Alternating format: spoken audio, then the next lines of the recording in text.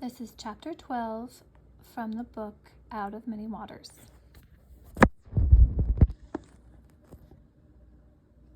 Changing course. Isabel awoke with a start, blinking into the darkness that blanketed the passengers' quarters. She understood now that the cries and moans that disturbed her sleep were not part of a bad dream, but were real. Rochelle was moaning and doubled over. The ship pitched and rolled violently, and Isabel steadied herself against the trunk that bordered her sleeping mat. "Rochelle, what's the matter?" "It's my stomach," she answered hoarsely, as if every word were an effort. "I think I'm going to be sick." Isabel remembered Cato's warning that the passengers were likely to become seasick during the storm. Her own stomach fluttered, but she felt she could control it if it did not get worse. "I'll find your mother and I'll get you a bucket," Isabel promised, although she did not know where she would find either one. She tried to stand, but her legs were more unsteady than her stomach. The ship seemed to hurl itself into every coming wave, and she thought that even sea legs would not help tonight. She fumbled among the sleeping mats, trying to locate Maria. The hold was a mass of groaning, retching bodies bent over buckets and pails. A foul smell hung in the air, making Isabel's stomach roil about. She held her sleeve across her nose and mouth, trying to block out the sour odor. A few hardy souls seemed immune to the dip and toss of the ship, and they held buckets to the drooping heads of those less fortunate. Nothing around her looked familiar in the confusion, and Isabel wished she could run up on deck, but she had to find someone to take care of Rochelle first. With a sense of relief, Isabel happened on Davy carrying a stack of wooden pails. "Rochelle is sick," she reported. "Where's your mother?" "I'm afraid she's feeling the effects of the storm too. My father is taking care of her. Can you bring this to my sister?" He separated one of the buckets from the pile. "I guess so," Isabel answered reluctantly, taking the bucket from Davy. "Are you all right?" "Steady as a rock so far," Davy answered. "My mother always said I had a stomach made of stone. How about you?" He put his arm out to steady her as the ship gave a sudden lurch. "My stomach isn't too bad, but I can barely walk." "I knew you'd be all right. Who ever heard of a seasick princess?" He paused and then added, "Make sure Rochelle knows that this will pass. I mean, no one ever died of being seasick, did they? And, if you can, look in on Paulo." "I'll try," Isabel said earnestly. Paulo clearly had developed a fondness for Isabel, and she felt a special tenderness for him.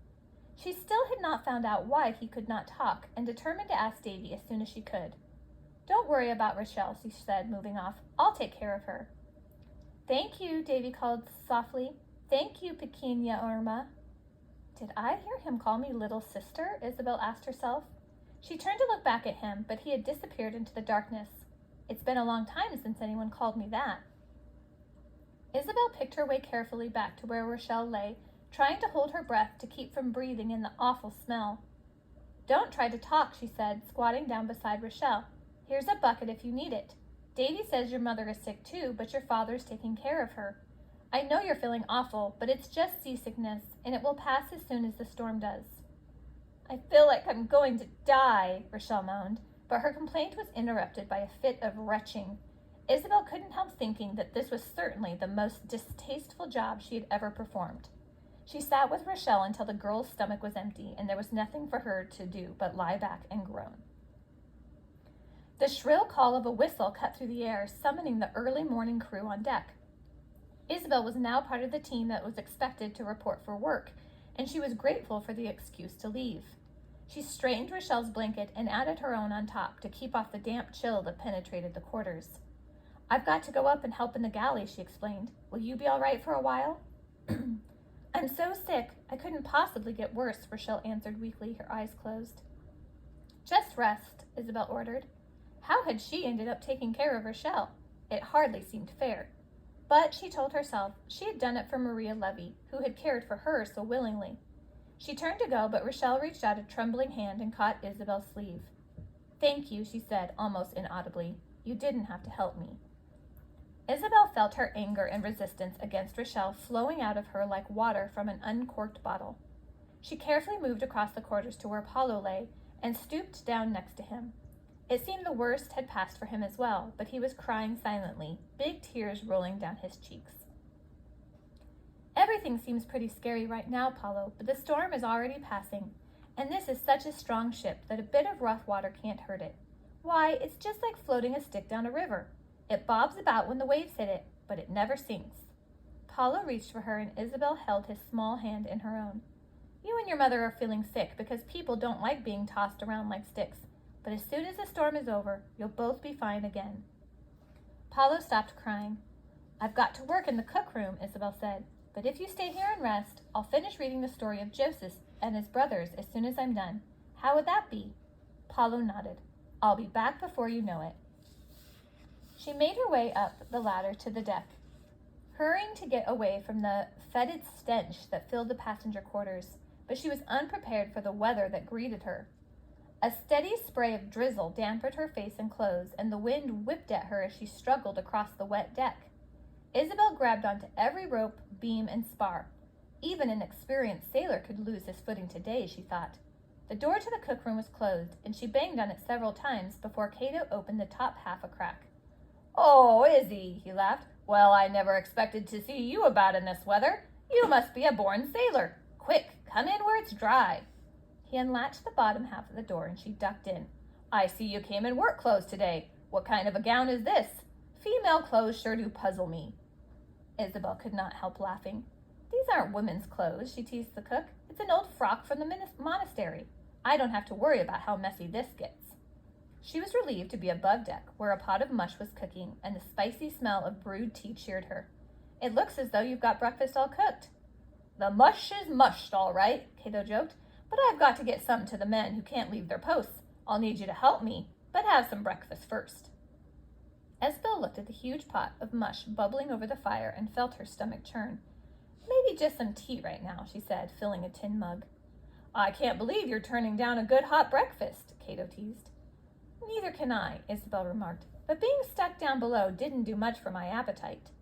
Cato ladled the lumpy mush into a wooden bowl and covered it with a plate. He set the bowl into another fishnet sack and placed a small teapot carefully on top. Finally, he dropped in an empty mug and a tin spoon. That should do it, he said as Isabel took the last few sips of her tea. Take this to the helmsman. He's been at the wheel trying to keep this ship on course all night. I imagine there's nothing he'd be happier to see right now than his breakfast. Unless, of course, you brought along the sun and a fair wind. Cato laughed his deep, self-mocking laugh and again flashed the shameless smile that revealed his missing teeth. Isabel took the bag, holding it firmly so that the tea would not spill, and opened the door. The rain had stopped, but dense fog surrounded the ship and rolled about the sails like playful ghosts. She made her way toward the quarterdeck, adjusting her pace to the ship's rolling. The tea had settled her stomach, and at least the wind smelled only of salt. Isabel hoped her sister's ship had fared well through the storm and that Maria had not become ill. She looked toward the ocean, trying to sight the companion ships, but all she could see was thick gray fog. Isabel walked toward the slatted doors that led to the helmsman's cabin, and she heard the sound of voices within. She hesitated before entering and realized the two men were speaking Spanish. She heard a cough and then a raspy voice. Isabel's heart seemed to stop beating for a moment. That was the voice she had overheard while hiding under the longboat. She had not imagined it. "Tienes éxito?" came a demanding voice. "Have you succeeded?" "Sí," the man with the raspy voice cleared his throat. "Yes, it's easy with this wind." "No one knows?" "No one." The words that followed were rapid and whispered, and Isabel could catch only a few of them. Once again she heard the word carabela, something she still did not understand. The hateful sound of La Inquisición and a new word, Los Hebreos, the Hebrews, were all too clear. Isabel tried to piece the fragments into a message that made sense. The helmsman was in charge of the maps and steering the ship. He had asked for ransom money and spoken of the Jews and the Inquisition. Would these men be planning something for so long just to send her back to Recife? It didn't make sense. There had been so many opportunities for them to capture her. The captain wouldn't have stopped them.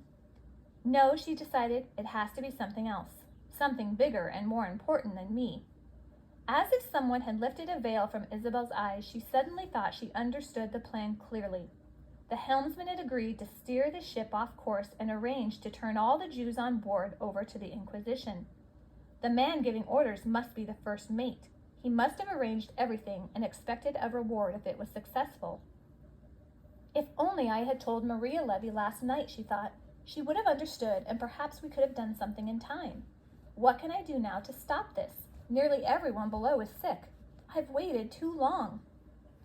The slatted door was pushed open by a thin, bony hand, and Isabel found herself staring into the pinched face of a short man with a narrow mustache and sharp, pointed beard. He was dressed in a black doublet, and a long silken cape hung behind him and rustled at his sleeves. His eyebrows rose in surprise and anger when he saw Isabel. Isabel stepped back into a shadowy corner of the ship, afraid that the man would be alerted by her frock. This garment is a clear announcement that I am the child who escaped from the monastery, she thought. Then I surely will be turned over to the Inquisition. ¿Qué quieres, niña? He barked at her. He was demanding to know what she wanted, but she pretended not to understand Spanish. She shrugged her shoulders and held up the net bag. The man relaxed and motioned Isabel on as he hurried away. Isabel turned toward the doorway, but not before stealing a glance at the man's boots. They were of soft black leather with thin soles and a decoration Isabel had half expected to see, shiny, filigreed silver buckles. Isabel stepped into the helmsman cabin and hurried to empty the sack and get away. She hoped that the navigator was too busy to pay her much attention. Isabel set the food on one of the map tables and noticed that this morning all the instruments were strewn about on the table. A brass telescope lay across the charts, although Isabel could not imagine what anyone could see on such a foggy day. Silver instruments with curious writing and shiny dials rested nearby. As Isabel set the spoon down, she could not help noticing that a thick cross had been marked in red ink on the map.